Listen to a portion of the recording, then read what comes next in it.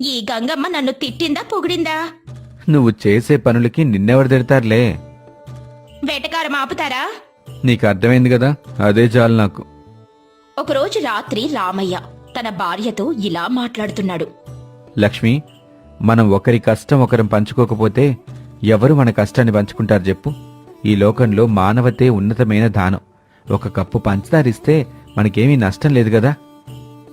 మీరు చెప్పింది బాగానే ఉంది, కాని ఆ మాటలు మన కడుపు నింపవు కదా. మీ మానవతా చూపులు మనకి పనికి రావులేండి. మనం ఎంత డబ్బు దాస్తామో అంతే ఎదుగుతాము, గుర్తుపెట్టుకోండి. అలా కొద్ది రోజుల్లోనే ఊరంతా లక్ష్మి పిసినారని చెప్పుకున్నారు. ఆమెను ఎవ్వరూ పలకరించేవారే కాదు. ఒకరోజు లక్ష్మి పక్క ఊరు జాతరకు బయలుదేరుతుంది. దేవి, పక్క ఊరి జాతర ఉంది, కలిసి బయలుదేరతామా? నేను రావడానికి అవ్వదులే, నువ్వెళ్ళు లక్ష్మి. సరేలే, నేనొక్కదానినే వెళ్తాను, నాకు భయమా ఏంటి? అలా లక్ష్మి నడుచుకుంటూ వెళ్తూ కాళ్ళ నొప్పులతో ఒక ఇంటి దగ్గర కూర్చుంది. ఆ ఇంట్లో ఒక ముసలావిడుంది. ఆవిడ ఇంటి లోపలికి వెళ్తూ బయటకు వస్తూ ఉంది. అది చూసిన లక్ష్మి ఆవిడితో ఇలా అంటుంది. ఏమైందమ్మా, అలా లోపలికి బయటికి వెళ్తూ వస్తూ ఉన్నావు? ఏం లేదమ్మా, మధ్యాహ్న సమయం కావస్తుంది కదా, రోజు ఈ సమయానికి ఎవరో ఒకరికి భోజనం పెడతాను. వాళ్ళు తిన్నాకే నేను నా భర్త తింటాము. అదేంటి అలాగా?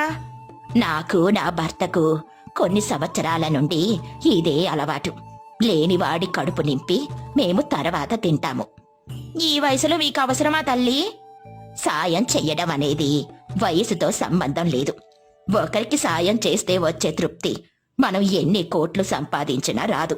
నాకిద్దరు కొడుకులు, వాళ్ళ కోసం ఎంతో కష్టపడ్డాం, పెంచి పెద్ద చేశాం. కొన్ని సంవత్సరాల క్రితం మేము డబ్బు సంపాదించిన దానిపైన మాత్రమే దృష్టి పెట్టేవాళ్ళం, కేవలం నా పిల్లల కోసమే. వాళ్ళు పెద్దయ్యాక మమ్మల్ని వదిలేసి పట్నం వెళ్లి జీవనం సాగిస్తున్నారు. అప్పుడనిపించిందమ్మా, వీళ్ల కోసమా రాత్రి పగలు అనక కష్టపడుతున్నాం. ఇప్పటికైనా మించిపోయిందేమీ లేదు. మాకు శక్తున్నంత వరకు రోజు ఎవరికో ఒకరికి భోజనం పెట్టాలని నిర్ణయించుకున్నాం. అమ్మా, ఈరోజు నేను మీ ఇంట్లో భోజనం తినొచ్చా? తప్పకుండా తినమ్మా, రా లోపలికి రా అంటూ లక్ష్మి వాళ్ళ ఇంట్లో భోజనం చేసి తిరిగి ఇంటికి పయనమైంది. దారిలో లక్ష్మి ఇలా అనుకుంటుంది. ఈ జీవితం చాలా చిన్నది, బ్రతికున్నప్పుడే ఏదైనా చెయ్యాలి. నలుగురికి సహాయం చేస్తే జీవితం ఎంత సంతృప్తిగా ఉంటుందో. ఆ ముసలావిడ వివరంగా చెప్పింది.